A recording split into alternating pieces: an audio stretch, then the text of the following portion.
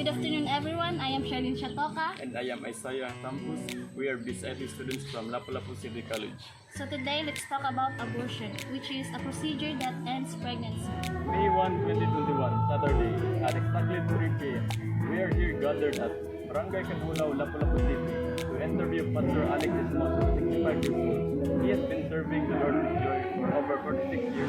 This interview is conducted to know the opinion of our beloved guest about our topic, which is abortion. So let's go and visit Pastor Alex Ismoso.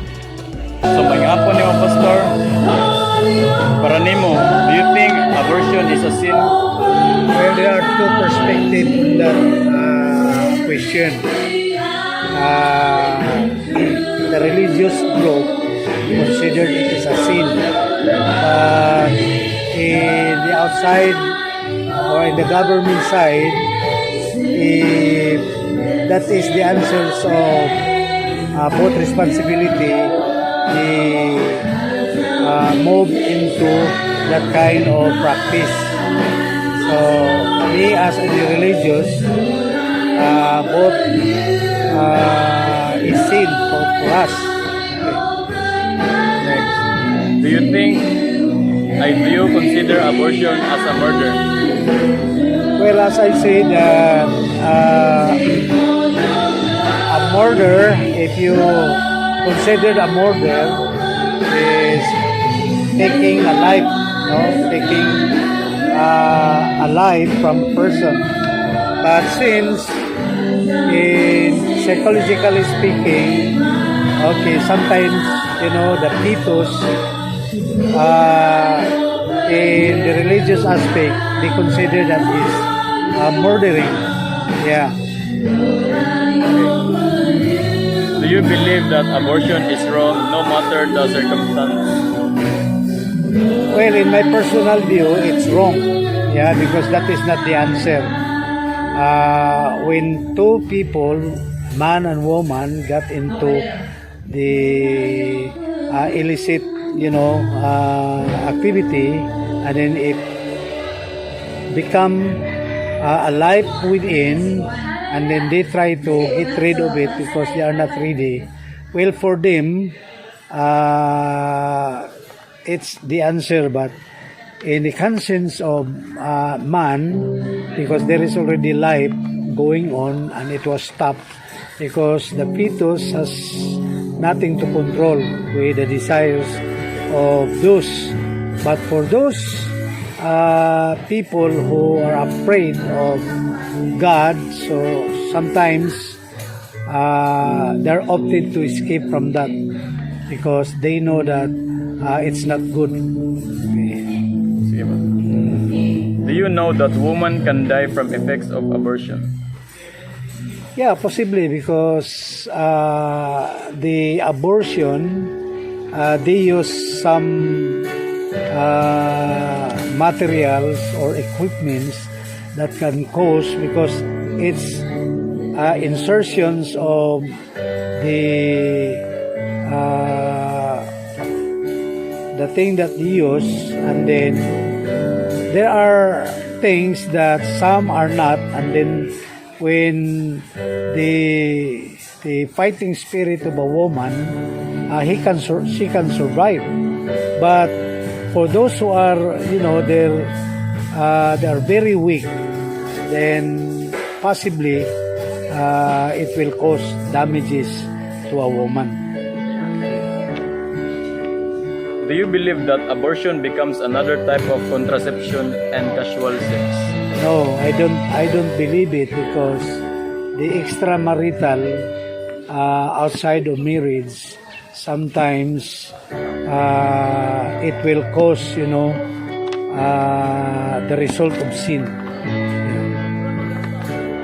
So, as a mother, would you take risk to give birth to a child with a possible deformity problem? Well, deformity conception is when there is a week between the two cells, the sperm and the egg cell of a woman, and then if they join together, and then if there is effect either of the sperm or the egg cell, that will cause deformity.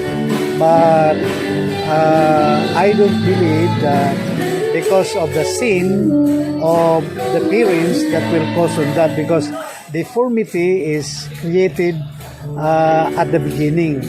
So if the union of the two cells is in good conditions, so there will be no deformity. And then sometimes when the fetus become, growing into days, weeks, and months, and miscarriage happen because the woman may sometimes, not careful in doing or her exercises or whatsoever, or taking some contraceptives, or to, like for example, the woman is not ready to bear the child. So there are things, advice from the outside world, that if they will take, some pills or overdose in taking, may cause of deformity of the child. So, if you are a mother, so willing gihapon ka nga iluwal ang bata, bisag ibaw ka nga deformed yung bata or na-disability? No, I think deformity is being discovered when the child is already out. So the mother has nothing to do, because when the natural birth of man's comes, so the deformity, that's why in the medical world, when there is a new child, the doctor would make a period of observation whether the child has a deformity or not. So you cannot distinguish, the mother cannot distinguish when there is a deformity already inside. Well, if she took many pills or other medicine, and then first she's not ready, then later on after taking some